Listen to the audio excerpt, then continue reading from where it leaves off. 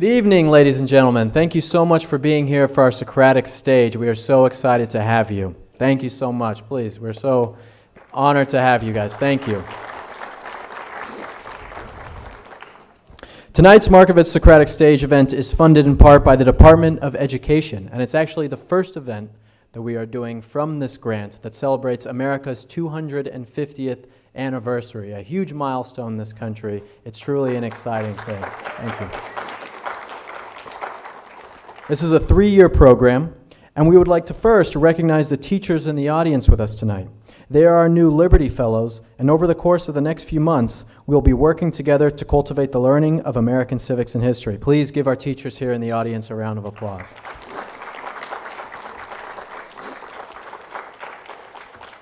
My name is Will Witt. I am the Director of Public Policy Events here at New College, which means that I help facilitate the Socratic Stage events. And with the Socratic Stage, what is paramount to us, what we are trying to do at the New College campus, is build a campus that is built on the ideals of free speech, civil discourse, and public debate, where people can come in and have ideas that might be a little bit unpopular, ideas that need to be questioned. And where other universities do not do that, we are here to have that open debate and civil discourse everywhere. Our speaker tonight is Dr. Matthew Spalding. Matthew Spalding is a Kirby Professor in Constitutional Government at Hillsdale College and the Dean of the Van Andel Graduate School of Government at Hillsdale College, Washington, D.C. campus. As a Vice President for Washington Operations, he also oversees the Allen P. Kirby Jr. Center for Constitutional Studies and Citizenship and the academic and educational programs of Hillsdale and the nation's capital. He also serves as a trustee on our board here at New College of Florida. Please give a warm round of applause for Dr. Matthew Spalding. Thank you.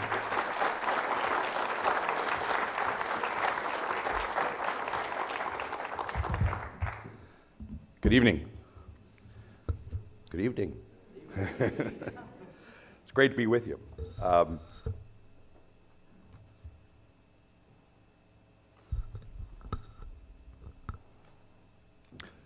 Before dawn on June 23rd, 1775, a rather large crowd had already gathered on the cobblestones of Chestnut Street outside the Pennsylvania State House. The first troop of the Philadelphia Light Horse, a cavalry unit armed, was there ready, as were all the uniformed members of the militia of Philadelphia. All eyes at that precise moment were on one man. Large presence, impeccably dressed in a blue and buff uniform. As one who was there wrote later in a letter, he appeared exactly as you would wish him to be. Tall, noble. Just a few days ago, on June 20th, George Washington had been appointed Commander-in-Chief of the Continental Army. That morning, he was accompanied by Charles Lee, a British-trained, and now an American general, and also Philip Schuyler, another American general. Also with him was Thomas Mifflin, his first aide-de-camp, and Joseph Reed, his first military secretary. They were mounting to go on a 300-mile trip to Boston. John Adams that night wrote his wife Abigail, "Such is the pride and pomp of war." 2 months prior to this, shots had been fired at Lexington and then at Concord Bridge. Literally, as Washington was leaving that morning in the pre-dawn hours, the first words had reached him that there had been some sort of conflict and perhaps a battle in Boston at a place called Bunker Hill. The British colonies of North America were going to war with the largest and strongest military power in the world. Most of Congress was there that morning. The dominant figures were still John Adams of Massachusetts and John Dickinson of Pennsylvania. But there were also some new members present. John Hancock and Sam Adams had both just arrived, having evaded capture at Lexington. So also was a new member, Benjamin Franklin, who had left England just before his arrest. And James Wilson, the brilliant legal mind, probably the most brilliant of the day. But in the back of the crowd, there was another, indeed the newest delegate. He had just arrived, a late arrival, halfway into the session. He was an alternate, only having his place because Peyton Randolph had been called back to the Virginia legislature. A tall, lanky redhead, only 33 years old. 1 year hence, Thomas Jefferson would write, draft, the greatest statement of human liberty ever written. Tonight I want to talk about two things which may seem to be two different topics, but I'm going to try to intertwine them. George Washington and the Declaration of Independence. We are approaching Washington's birthday. It's important for us to understand that there would be no Declaration of Independence without Washington. Indeed, in one of his great letters, Thomas Jefferson later, who would become a political enemy of the Federalists, you might recall, in his battles with John Adams, nevertheless wrote a letter after Washington's death, in which he says that of those men that I have known, Washington was by far the greatest. Indeed, no man ever deserved to be called great next to Washington. This is not the George Washington of Mount Rushmore. This is the George Washington and what he did and did not do. Washington, you see, is the bridge between the war and what we have today, a constitutional republic. He was a delegate from Virginia, so he was one of them, and they made him general. There was really no question as to who it would be.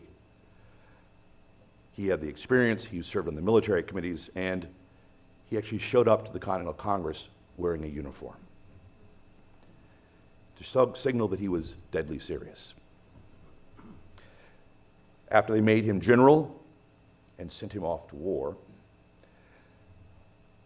he determined largely on his own through the war, but also through the way the peace was established, to make sure the war concluded in a republic and not a military dictatorship. He became president of the convention that wrote the Constitution and the first president of the United States. His importance is beyond description. I'll give you but one example of an immediate effect he had on the Declaration of Independence. In May of 1776, Washington is in New York, awaiting a potential attack by the British. And in the middle of that preparation, about to go to war, Washington went to Philadelphia and spends 10 days there meeting secretly with the Continental Congress. Washington had gotten intelligence from one of his own spies. Indeed, that intelligence was actual documents that the spy sewn into his jacket to cross the ocean, and he brought them to Washington in camp.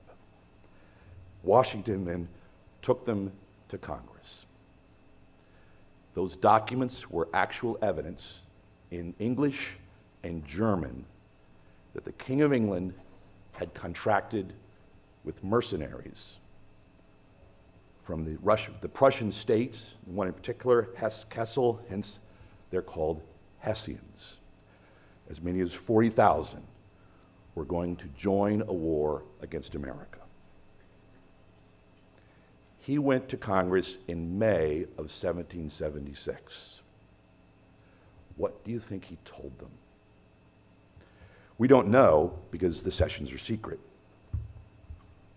But at the time, he also wrote a letter to another delegate, indeed a delegate of Pennsylvania, who was meeting with the Pennsylvania legislature upstairs from the Continental Congress. This is what that letter said. I would not be deceived by artful declarations or specious pretenses, nor would I be amused by unmeaning propositions, but in open, undisguised, and manly terms proclaim our wrongs and our resolutions to be redressed. I would tell them that we had borne much, that we had long and ardently sought for reconciliation upon honorable terms that had been denied us, that all our attempts after peace had proved abortive and had been grossly misrepresented, that we had done everything that could be expressed from the best of subjects, that the spirit of freedom beat too high in us to submit to slavery, and that if nothing else would satisfy a tyrant in his diabolical ministry, we were determined to shake off all connections with a state so unjust and unnatural.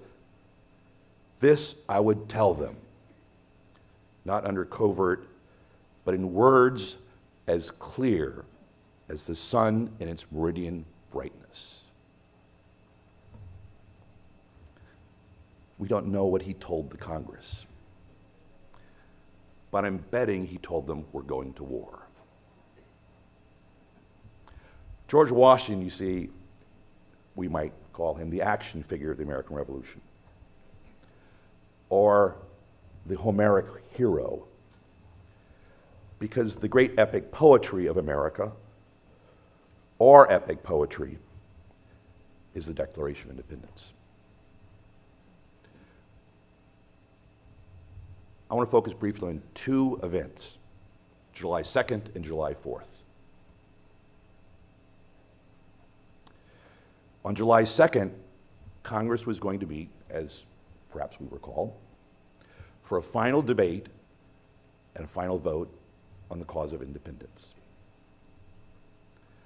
But my story does not have to do with Philadelphia. Again, after Boston, the British had been forced out of Boston, Washington is in New York. You see, 1 year before the Declaration of Independence, Washington had already declared independence. But in New York, on the morning of July 2nd, before the Continental Congress met, his spotters were observing British vessels entering lower New York Harbor. 40 hours earlier, they had spotted masts on Sandy Hook outside.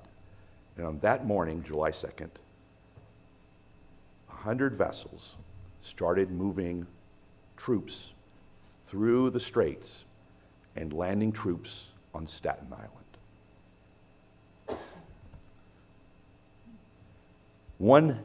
The British attack on America, the invasion, if you will, that would occur in August of 1776 at New York, would involve 1/2 of the total British Navy.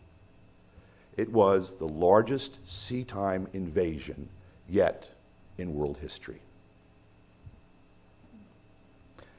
And when they entered lower New York Harbor with their largest ships of war, with 60 cannons apiece in some cases, they were merely 4 nautical miles from Washington's location.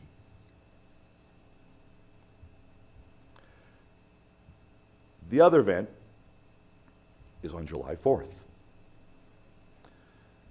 We know that between July 2nd, when they voted for independence, and July 4th, they spent all that time debating the declaration that Jefferson had drafted. Jefferson is chosen to draft it by the committee, prominently made up of John Adams and Ben Franklin and Jefferson. And Adams famously told Jefferson, "You write it. Everyone else hates me." You're also a better writer. He had a reputation for good writing, and he's a brilliant, wonderful, beautiful writer. But that document is debated the whole time, finally passed on July 4th. Congress cuts it by about a third. Jefferson was not happy about that. And they made some very excellent edits and made it to a much better document, amazingly enough. A legislative document that was passed by the Continental Congress, which was a precursor to the Congress under the Articles of Confederation, which was a precursor to the United States Congress. The Declaration of Independence is an organic document of the United States. Just to quickly mention 4 famous phrases in the document to give us a sense of what they were up to. The first line, of course, is "when in the course of human events." Interesting choice of words. It doesn't say when in the course of history. It doesn't give a particular date. But it does say when in the course of human events. History is not some overarching process over which we have no control. Do you ever hear a student say, "You're on the wrong side of history"? That's nonsense. The American founders' understanding of history was things that we shape by human decision. They also understood themselves to be shaped by the history before them. The Greeks and the Romans, the medievals, the Christian tradition. America is a beautiful country, according to the hymn, because of its spacious skies and amber waves of grain. But that same hymn also says it's beautiful because of its glory tale of liberating strife. America's history is a history of mistakes, but also great, great, and noble deeds. Second phrase, the one we all know, we hold these truths to be self-evident. Again, we read these things a million times and don't think about them much. The founders' world assumed the human mind is capable of not knowing the truth of things. We are actually metaphysically free. Notice how they didn't say, "We have some personal opinions we'd like to share with you." There are certain truths that the mind can grasp, and certain of them are self-evident, meaning they're evident in the thing itself.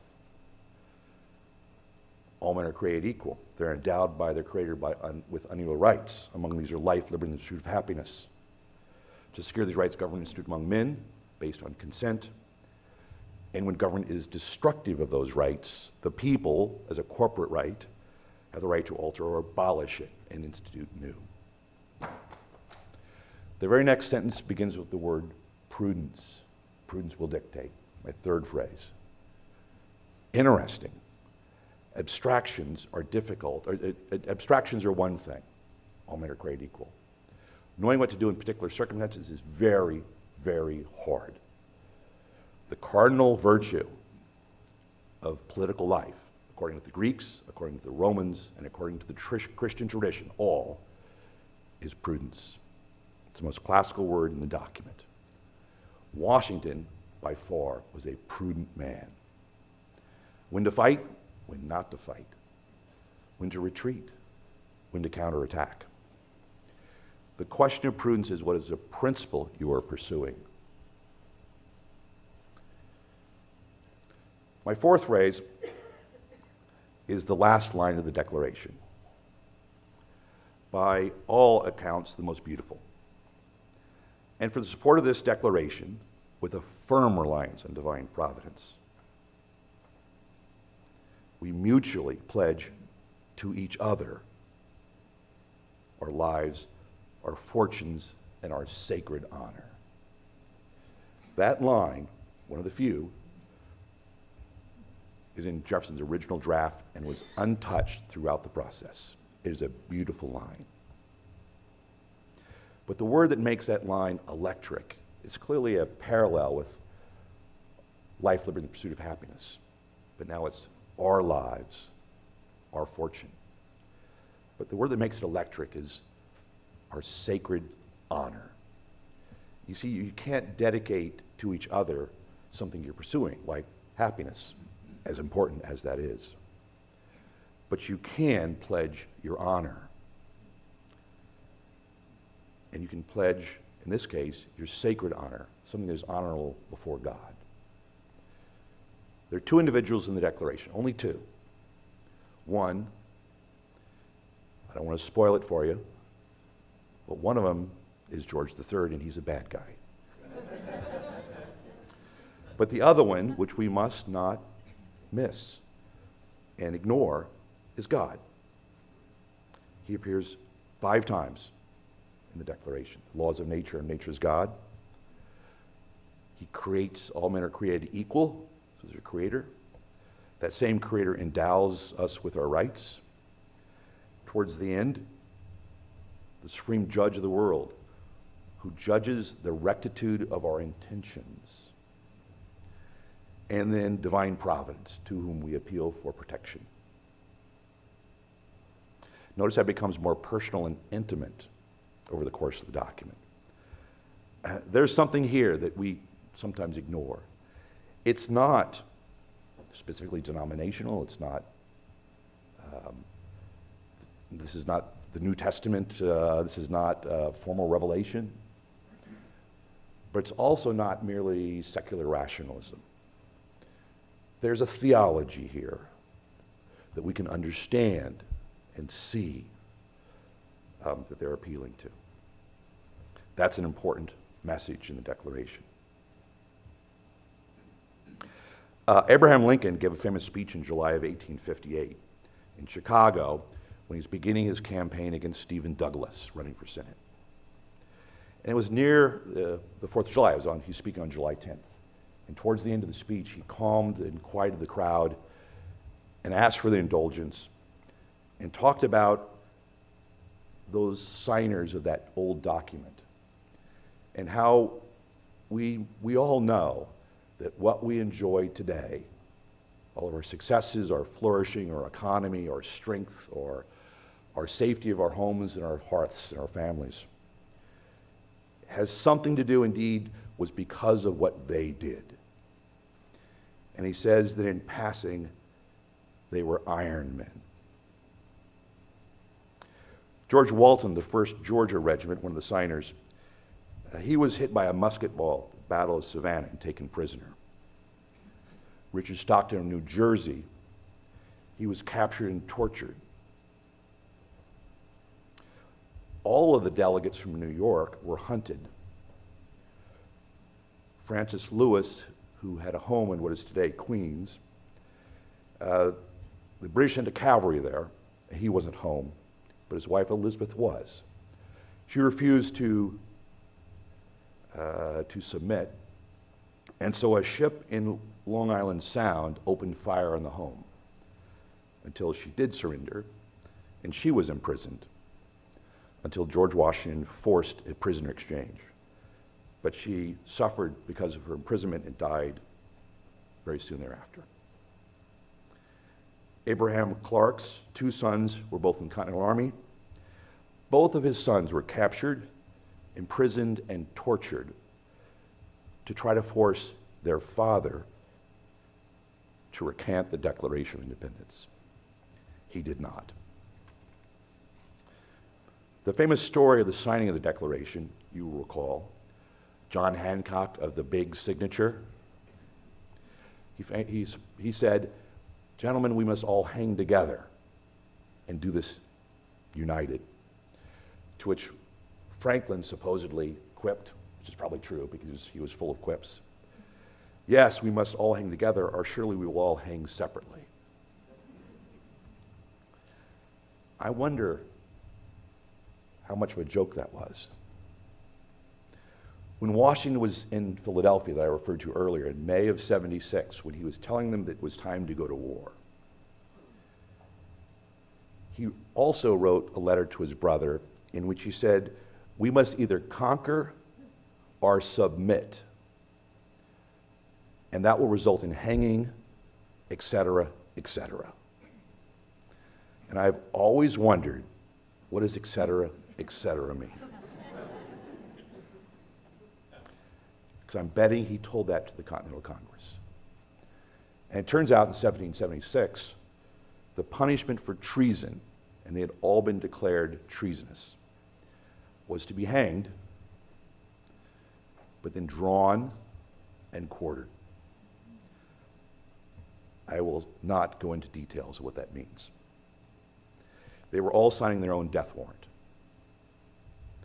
The British tried to capture Washington on several occasions, and they tried to assassinate him at least once. They were Iron Men. My question to you, and I'll end with this, what happens when they are all gone? When fathers no longer can tell their sons the stories? Or what about people like my family, who immigrated from Ireland and don't have any ancestors that fought in the American Revolution? Abraham Lincoln gave the answer, and today is Lincoln's birthday. Abraham Lincoln gave the answer in that speech in Chicago. When they look through that old Declaration of Independence, they find that those old men say that we hold these truths to be self-evident, that all men are created equal. And then they feel that that moral sentiment taught in that day evidences their relation, which is say, our relation to those men.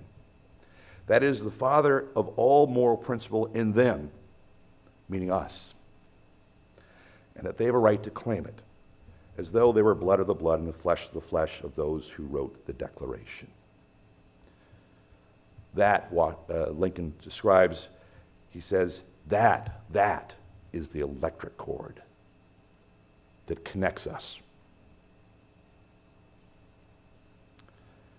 That's what makes America exceptional.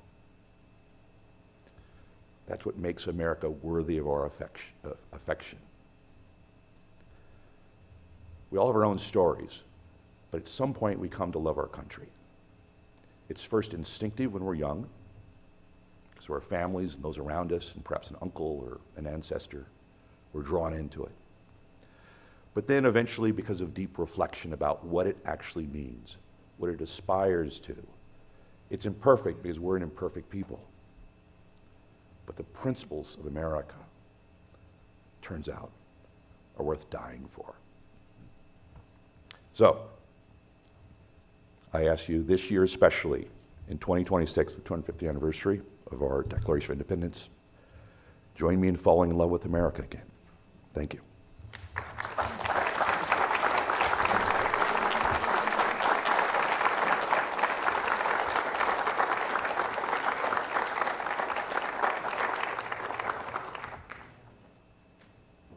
Thank you, Dr. Spalding, for that marvelous talk. Can everybody hear me okay? Yeah. Good. My name is Casey Wheatland. I'm an assistant professor of political science here at New College, Florida.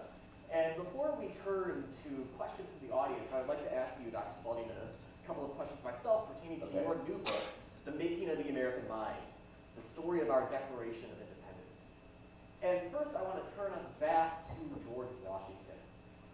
In your book, you quote from Washington's first inaugural address, where he says, "There is no truth more thoroughly established than that there exists in the economy and course of nature an indissoluble union between virtue and happiness." In light of this quotation, if we look then to the Declaration of Independence and this unalienable right to the pursuit of happiness, how should we understand this? Is virtue a necessary part of that pursuit? That's a good question. Very, turned on. It's a great question. I'm going to make a general point first. The title refers to the American mind. That's actually a line from Jefferson, who writes a letter in 1825, in which he's asked by Henry Lee, who's a historian who's going to write about his history, what were you doing in the Declaration of Independence? And Jefferson says, I wasn't there to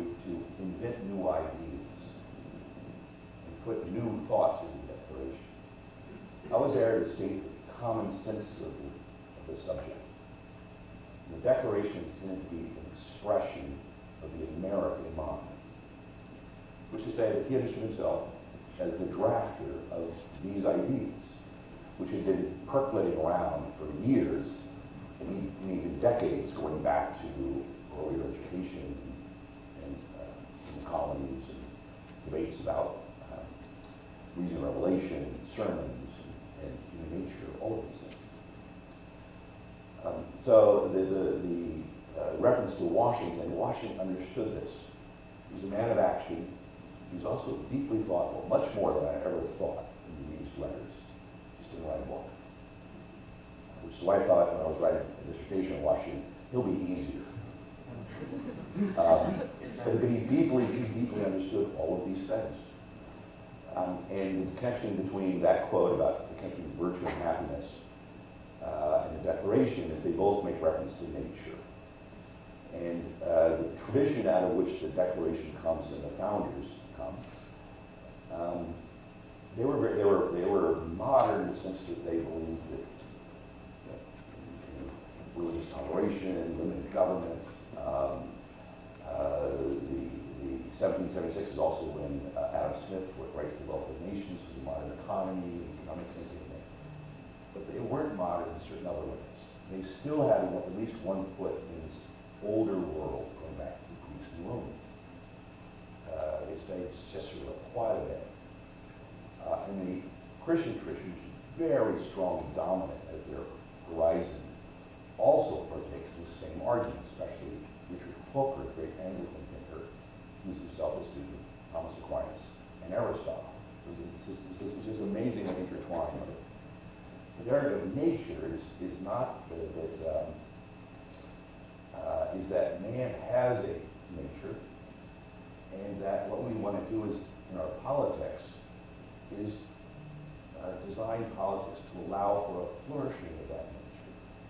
And we do it as through limited government, so that people can pursue happiness.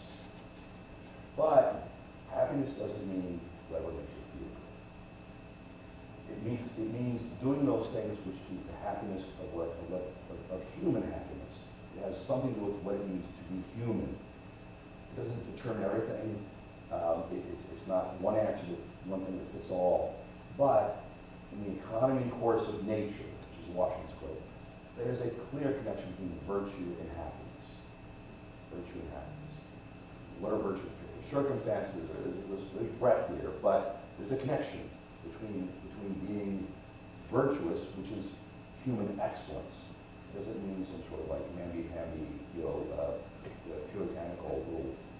Right? It means human flourishing and excellence. There's a connection between living out that kind of a life, a good life, and being ultimately happy in the full substantive sense of happiness. So, sorry, long answer, but they're intimately connected, and I think that one of the reasons why I wanted to write this book, I've been teaching this for a long time, but some of these arguments they're generally forgotten, but also they've been kind of masked over in kind of our modern world. We don't think about these things anymore. But there's this powerful, beautiful argument in finding the Declaration. It's expressed so beautifully, but it really is this larger, longer thing we broadly call the Western tradition that Jefferson brilliantly tried to encapsulate and stuff. And if I might note, in that letter from Thomas Jefferson, that is the source of the title of your book, he points to Aristotle, Cicero, John Locke, and Algernon Sidney as these four sources of what he called the elementary books of public right. And so there you see this broad Western tradition encapsulated in that document. Dr. Spalding, that was going to be a follow-up question, but I think you already answered it. I'm going to move to... I was trying to anticipate the question. Yes. I will move to the next question. We have a number of teachers in the audience here of civics and American history. And when they go through the Declaration of Independence with their students, I find this myself, is that often students will, and general audience, general public, will often overlook the grievances.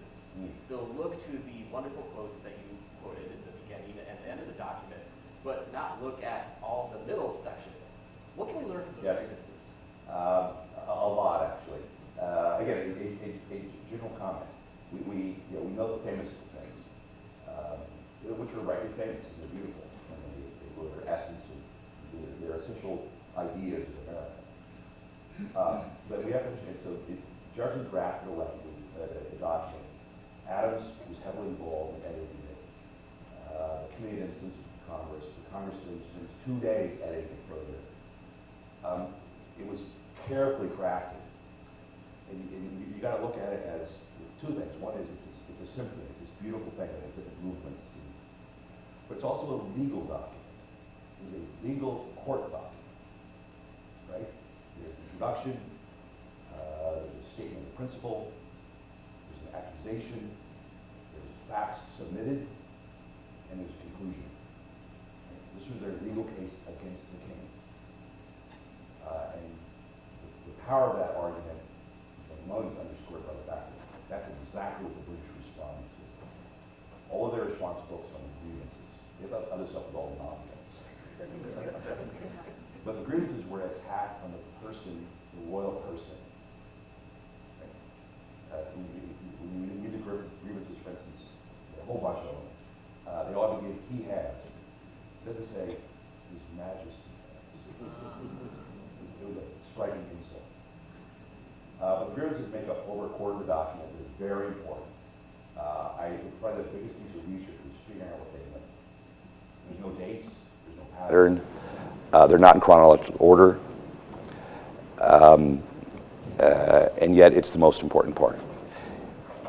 But when you start seeing the pattern and start seeing and spending time thinking about what exactly is he talking about, it's excellent. The first part is about the abuses of the king. Remember, the Declaration is it's about abuses and usurpations. The first part is about the abuses of the king, the thing the king did using his power that abused the Americans, denying their consent, putting troops to enforce, swarms of his officers to eat at our substance. That's the most colorful of the grievances. The second part is about usurpations, and by usurpations they meant what Parliament has done. And the Americans, you have to understand, recognized no authority in Parliament. Their relationship was just with the king by charter. So Parliament, nothing.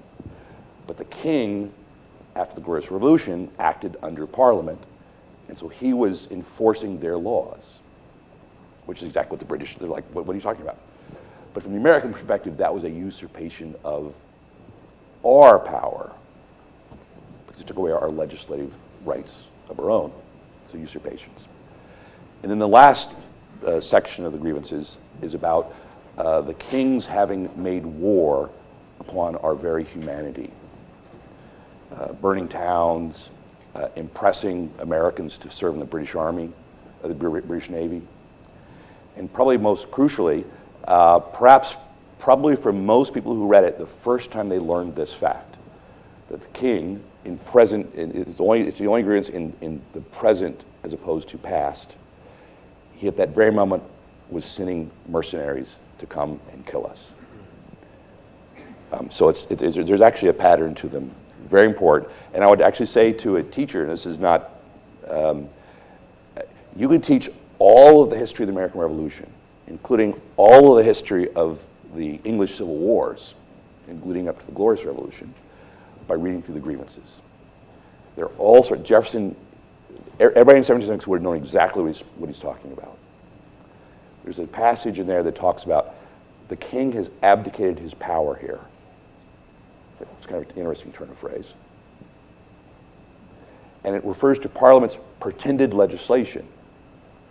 Very specific term. Both of those phrases come specifically from Parliament's laws when they deposed James II and dethroned him. Why? Because of pretended legislation, and he had abdicated government here.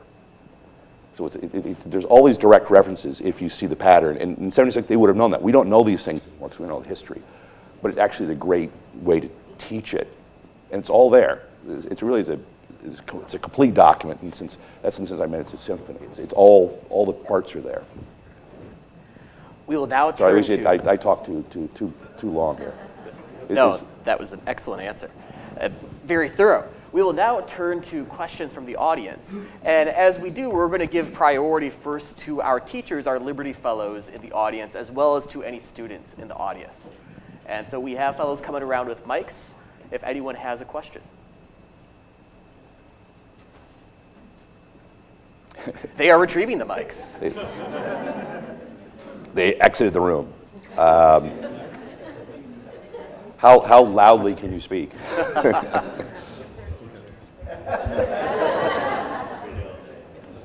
Okay, here we go. You pick people. Right over here. Hi, Trustee Spalding, Professor Spalding, Professor Wiedis, thank you. Very engaging talk. My name is Mike Sanderson, and I mentioned earlier how proud I am that I recently learned I'm a direct descendant of a Revolutionary War soldier. Yeah, and I'm immensely proud of that, but that doesn't change my perspective because I learned about the greatness of George Washington as a new college student in Intro to History with Professor Donachie in fall of '99. And my question is about the Fabian strategy, because we call it that after Fabius Maximus, and that's what I learned, like you put it with more parallel structure than I remember, when to fight, when not to fight, when to retreat, when to counterattack. And that's why he won, and without that, no American Republic. Also used in Russia against Napoleon.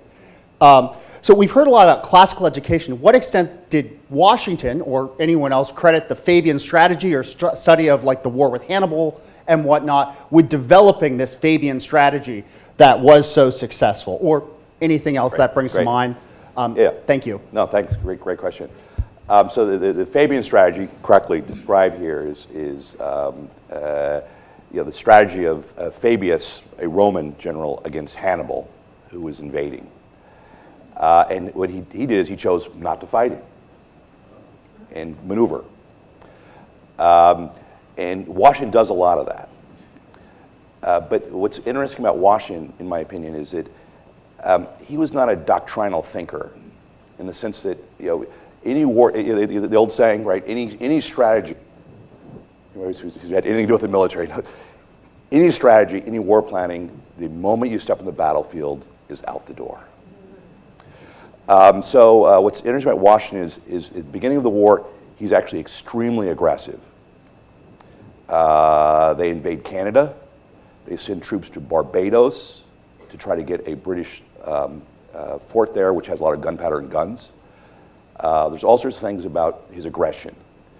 Then there's the long period where he's not aggressive, more Fabian, partially because he's about to be destroyed and overwhelmed at any moment.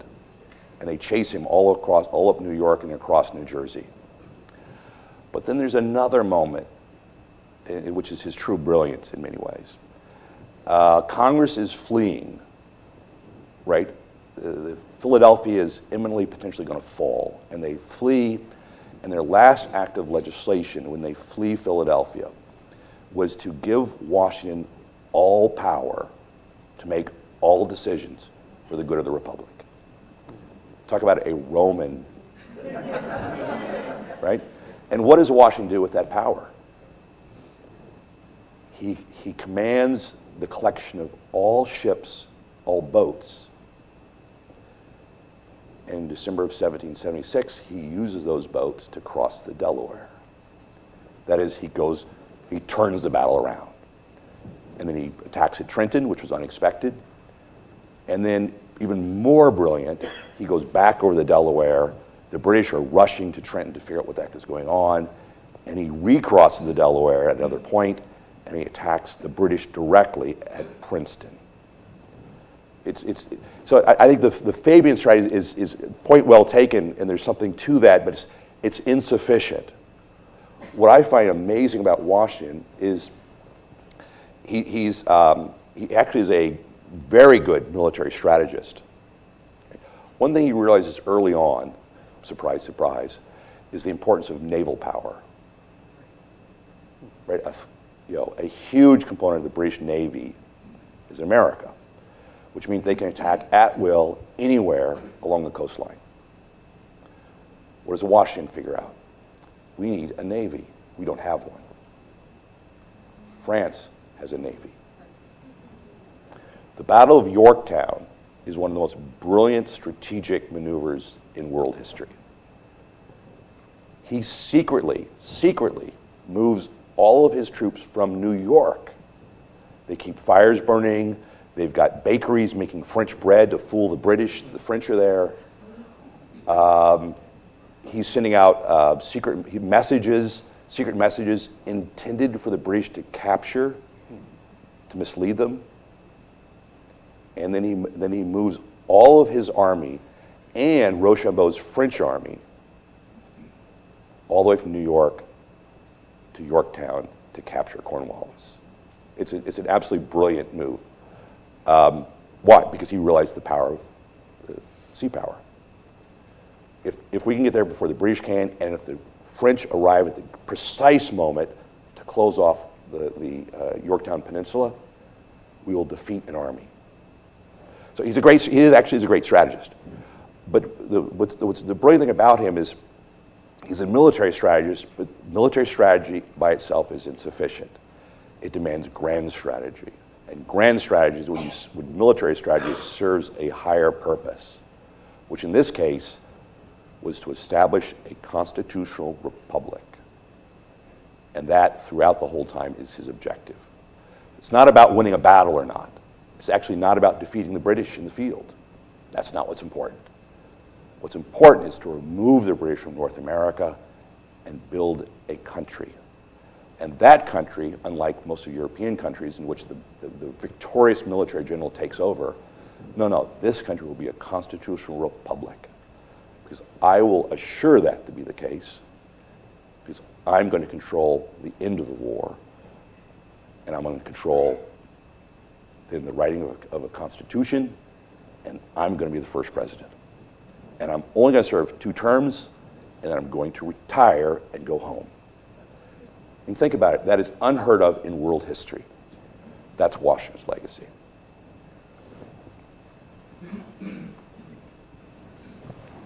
Question over here. Thanks so much. Really appreciate all this. Well, to speak, I am also the son of a signer. My name's Robert Thomas Stone, if that means anything to you. But anyway, so I don't want to get too much into the weeds of the grievances in the list and Franklin in Paris. Can you talk about the Declaration itself on the world stage and how it was meant to garner support from foreign governments and to speak as a government to other governments about the... Sure. One of the questions of the Declaration is who was the audience? And it's always assumed that the primary audience was these foreign governments. And I think they were very important. And we can actually, what's interesting, you can actually follow the spread of the Declaration as to when it's translated. But what's really interesting is we assume that the French court was the most important.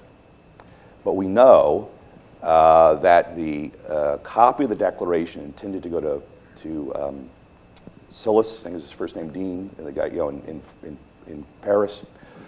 The ship it's on is boarded by the British, and they throw it overboard. This I predict. I'm going to copyright this so that this will be the next Nicolas Cage movie. Somewhere on the bottom of the Atlantic, there is an original copy of the Declaration in a sealed naval case. Isn't that a great movie?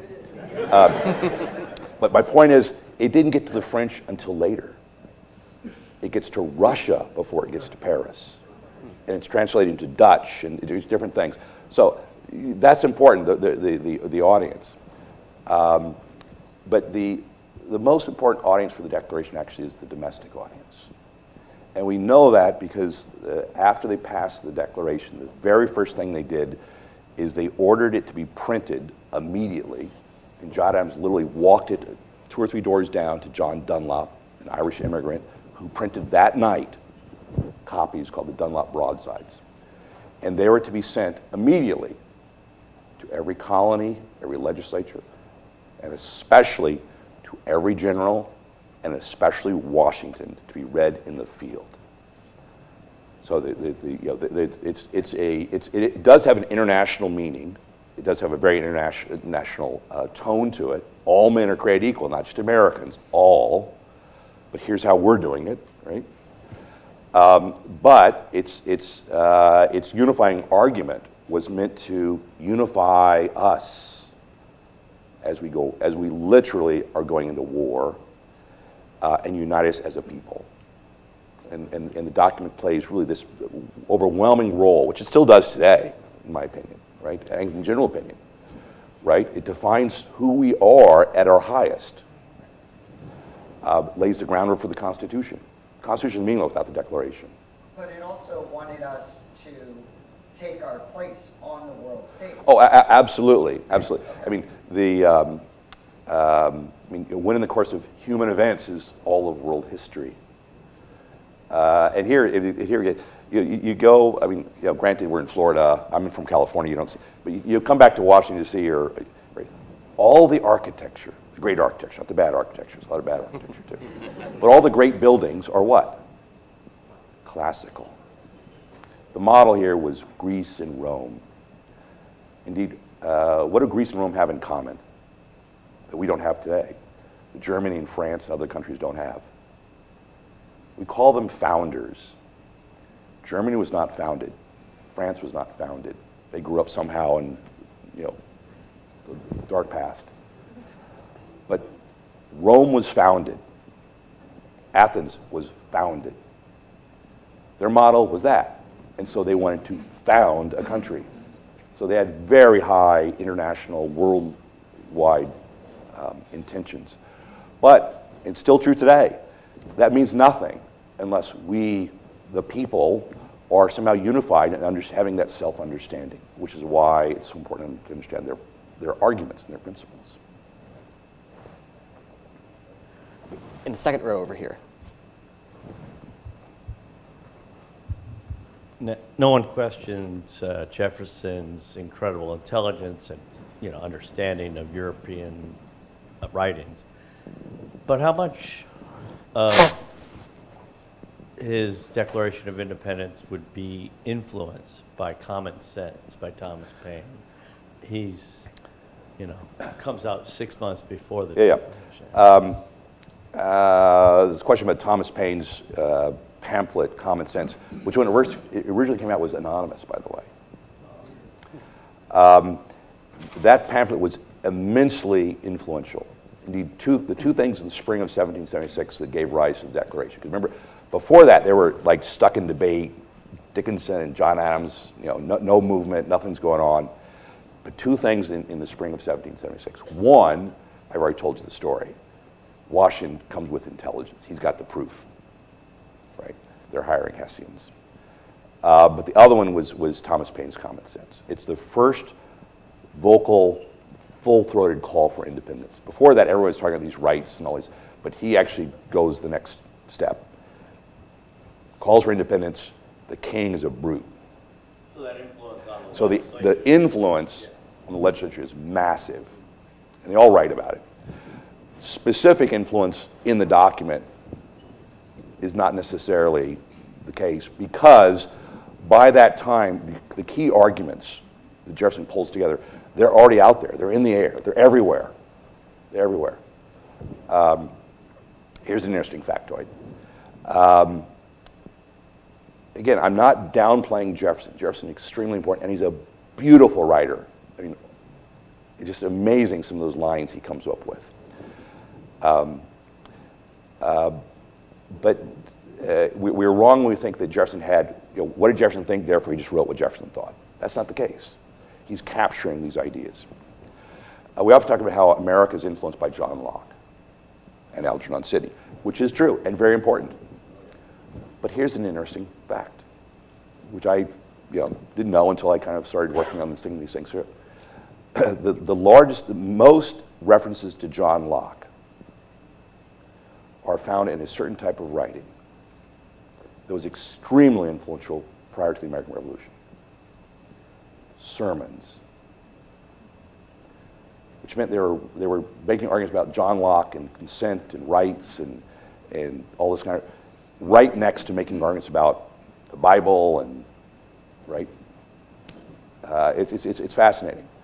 Which is to say that it's not what did Jefferson think about John Locke or what did John Locke think. Those are interesting questions, don't get me wrong. The question here is what do the Americans at the time think about those ideas? And so it's just overwhelming when you read their letters, right? They're clearly influenced by classical education. They're classically educated themselves. You study Latin in school, and if you study Latin in school, you read Cicero. Most of them study Greek in school, and if you study Greek in school, you read the Bible and Homer and other things. But I mean, but the Bible and Cicero were the two clearest Greek and Latin writings. The influence of the common law coming out of England and that whole tradition is massive. The common law itself, shaped a lot because of Coke, or Cook, I guess pronounced correctly, is largely shaped by the Christian tradition through into the law. And then, of course, the Christian tradition itself. I mean, there's a lot of that, and we kind of ignore it when we think of, well, what did Jefferson think? He just wrote what he thought. So Jefferson's not so much bringing John Locke's thoughts as much as he's John Locke was in the air. He was everywhere. He was everywhere. But it was a John Locke that they understood to be perfectly consistent with the Christian tradition that was also all around them. What we need to understand is what were they thinking? And when you look at it that way, you read the Declaration. It's the stories. First of all, I think it's more interesting, to be perfectly honest. But it's more honest to them. Or if you're going to study, if you're going to teach history, right, your number one obligation in teaching history is to teach history fairly, which means you teach it not your interpretation as much as what did that person think, and you teach it warts and all. And it turns out that when you teach it that way, the story is actually usually a lot better. It's a lot more interesting, but also it allows you to see something you might not see otherwise. You know, today there's a lot of critics on the left and the right, to be perfectly honest, about the American founding. They owned slaves. It's all about property and all this kind of thing. But just go back and, what did they actually say of it? They grapple with these questions too. Right? The interesting about those things is not what they did specifically. Those are important. But they're imperfect. They're not political philosophers. They're not, right? They're practical, and they're doing very practical things. What's amazing is what they're aspiring to. That's hard. It's hard. In the very front row here. Since you've started talking about John Locke so much, it brought me to just asking, I haven't studied enough of the time and the sermons and everything else. Did the sermons or the time kind of change life, liberty, and property to life, liberty, and happiness? Or is that just kind of a fusion between Locke and Aristotle's Polus or something? I always wondered why did he change it? So John Locke's famous formulation is life, liberty, and property, or life, liberty, and state, as he called it. But by that he meant this broad term, property. That phrase is used at least once and is around. It's used by the Continental Congress once. So it was there, but the Declaration always used the phrase life, liberty, and the pursuit of happiness. And that was never questioned. It was never brought up in amendment or debate, and everyone just kept it there. Which is to say they agreed. There was no argument about that. But anyway, going back to these traditions, I mean, these longer traditions, they're all really educated, as is the general public. The general public was well read. It boggles my mind to conclude that they did not understand the meaning of happiness, which is to say that happiness in Greek, all of Greek writing, all of the Roman tradition, and in the biblical tradition, the Christian tradition broadly, happiness is the word that is used as the end of man in his life. True and substantive happiness. And so the notion that somehow they didn't know that when they changed the word property to happiness is mind-boggling. Of course they knew that. Which is to say they chose not to use a specifically Lockean formulation. Even though they were very much influenced by Locke and consent and all this is very important. But in that crucial moment, they chose not to use that formulation. They used a much larger formulation, which is the pursuit of happiness. And notice how you don't have a right to happiness. They also added another word. You have a right to pursue happiness. Right? Government does not determine and cannot guarantee happiness. But you, because you're a human, because what man does is life, he naturally has liberty. And what does he do? He naturally pursues his own good. And his own good, through human excellence, points towards this substantive happiness. So there's a formula. There's a formulation there that I think it's clearly in their letters, and they talk about it, that has substantive meaning. Today we read these things very quickly. And life, liberty. Oh, that meant life, liberty, and more liberty. It's just whatever your happiness, whatever makes you happy. But that just goes against the whole history of all of Western thought back to the very beginning. It's not determinative. It doesn't mean that it's kind of but it does have substantive meaning,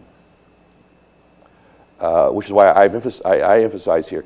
See, what is this world of the founders, right? Man can grasp truth. Man has a mind, is metaphysically capable of understanding truth. You notice how everyone walked in here and they just assumed that I was a human being and I was going to speak and you could be able to understand it. You didn't assume I'm a dolphin or whatever, right? There's a certain humanness about grasping the truth of things. And then the notion that life, liberty, and the pursuit of happiness. The theology of the Declaration, which is not specifically Christian, but it's not empty. There's something there. What are they doing? They're looking for. They're in a world that's kind of somewhat of a pre-modern world, but they're also looking for some way to be flourishing, to create a society of flourishing human beings, but not have things which would prevent that flourishing and cause us to kill each other.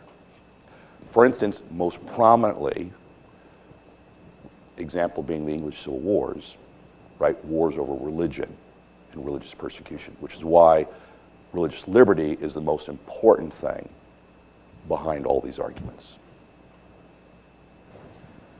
Over here in the fourth row. Yes, Dr. Spalding. I'm okay.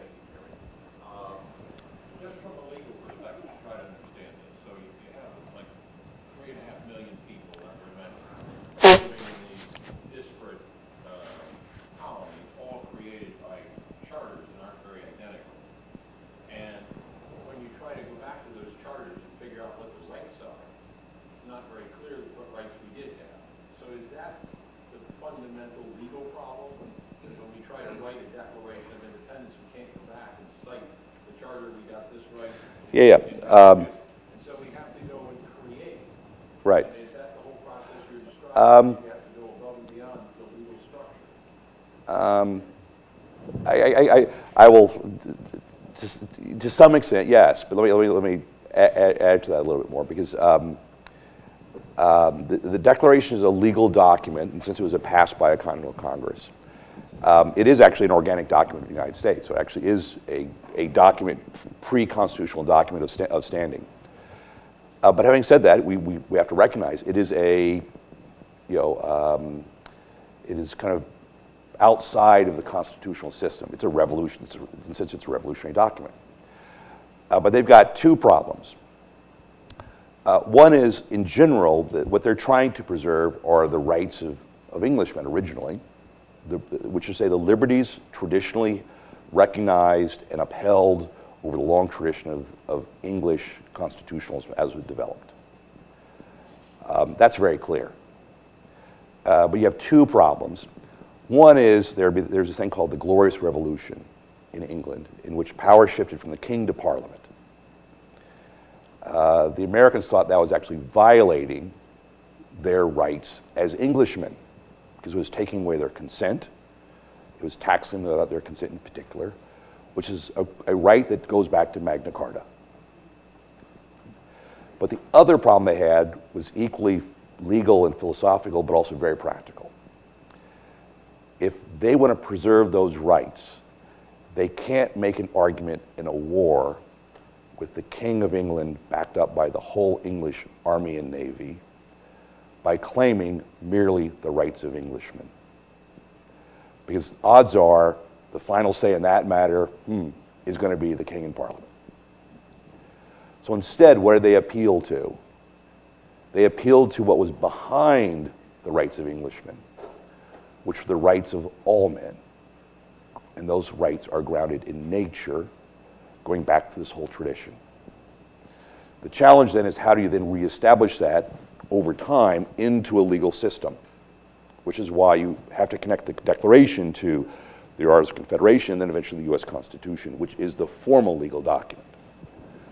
But the Declaration plays a key role in going from English constitutionalism to American constitutionalism. Is that right?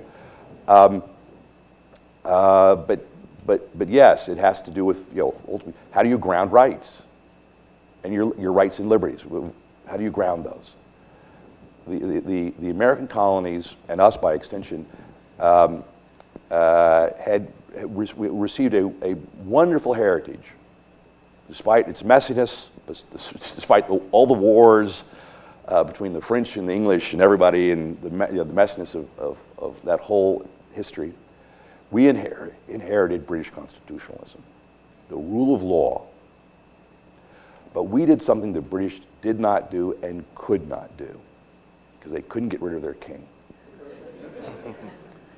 Is that we established the rule of law under a constitution, a written document of law. But you can't do that unless you first establish who is the sovereign. And the sovereign is what the Declaration is about. We are the sovereign because we possess rights, because we are all created equal. So that's the term. It sets up the whole legal argument to follow. I believe we have time for one more question. In the third row over here. I think you can hear me. Thank you so much. Great presentation. Thank you. To ensure our love of this.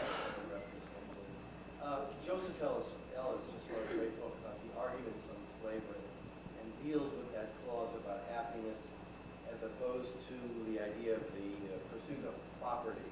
Instead, he presents the debate about the slavery issue not to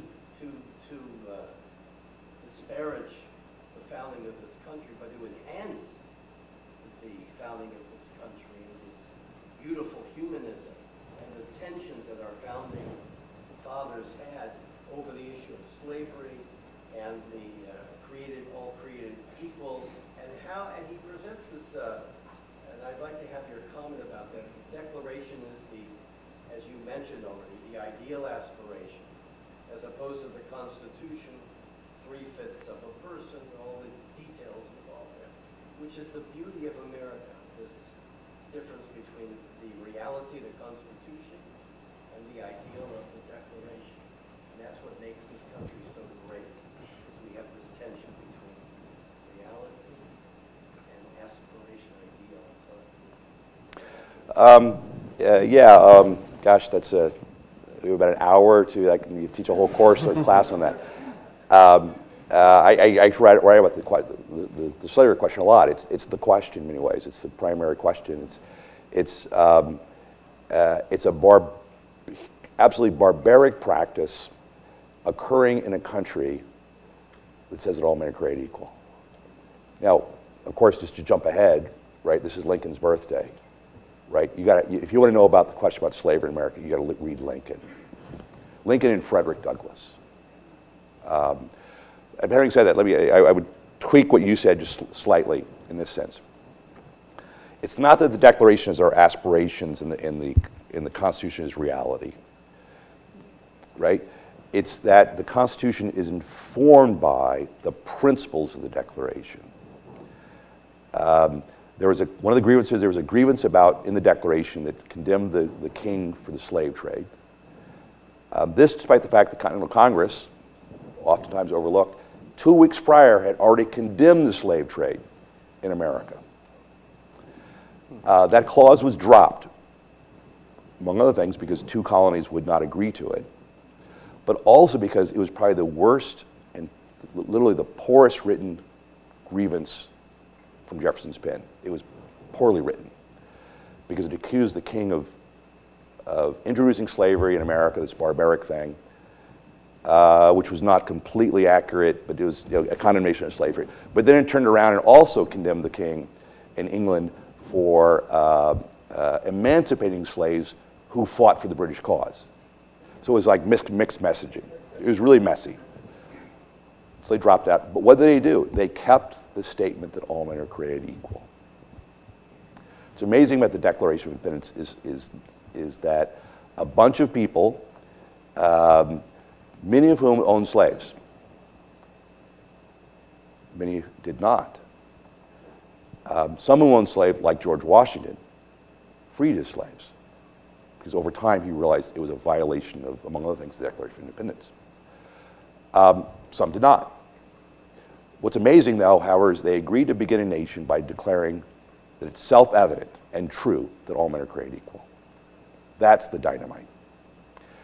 The Constitution, I'll give a brief answer here because this is, it's later in the evening, but I can't pass this up. I mean, the Constitution is full of compromises, but the compromises make no sense unless you understand the Declaration's statement of principle. Right? You mentioned the 3/5 clause. Do you know who introduced the 3/5 clause? An abolitionist. It doesn't say that a black man is 3/5 of a person as if they're less than a person. What it says is they will be counted for, slaves will be counted as 3/5 for purposes of enumeration when it comes to Congress and taxation. What was it? It was a fight with the growing southern states who wanted it 1-for-1 to give them more representation in Congress so they can control the nation, and the abolitionists said no. And so they gave them 3/5. That's where it landed. The slave trade is postponed in the Constitution, but it's a full power of the United States Congress. And the first moment they could, under Jefferson's administration, they abolished the slave trade. And then the Fugitive Slave Clause, the third great clause, which says fugitives have to be returned, go back and read it. Go and literally go find it and read it. It is the most circumspectual, odd piece of legalese constitutional I've ever read. Why? Because it bends over backwards to say that slavery is something recognized. It never says the word slavery. It's always the word person, right? This thing is something in the laws of particular states, in laws thereof. It's just like, right? It's not recognized in the Constitution. It's actually quite interesting how they do it. Which, yes, they're compromises, but clearly they're compromises to get the thing done, but they're not statements of principle. What's the statement of principle? Declaration of Independence. So the way I teach the slavery questions, you teach it up front, clearly, warts and all. Jefferson was hypocritical. He never freed his slaves because he liked to drink French wine and wasted his money and couldn't afford to do it. This is true, right? But he knew that slavery was wrong. He writes clearly. He knows it's wrong. Washington knew it was wrong too, and he figured out how to do it, right? And not only did he free his slaves, it was in his will, but most of his slaves were owned by his wife, Martha, and he couldn't touch those because they were dowry slaves. But the slaves, they were his, he freed them, and in his will, he provided money to care for them.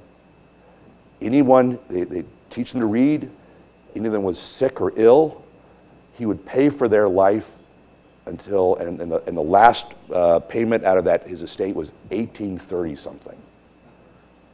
So he clearly converted on this question. Again, just to, we get stuck on these things because it's such a barbaric practice, and race is such a hot question in our politics today. But the actual history is fascinating, and it's difficult because these are human beings who make mistakes and faults, but they've got to make hard decisions, right? And it's Lincoln's point. You wouldn't have a nation if they didn't do this. But what did they give us? The Declaration. Anyway, that's all I got. Thank you. One more time for Dr. Matthew Spalding.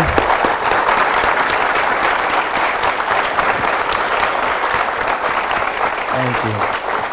Thank you to Dr. Matthew Spalding, to Professor Casey Whelan, to all of the teachers who are here, the Liberty Fellows, and for all of you for coming out tonight. We appreciate it so much. If you enjoyed this event, please be sure to talk to the people who work here at New College, find out more about what we have going on here, as well as next Tuesday at 6 p.m. here in the same place. We have a great event about Stalin's War and World War II. We hope to see you all there. Thank you guys again so much. Get home safe. Thank you.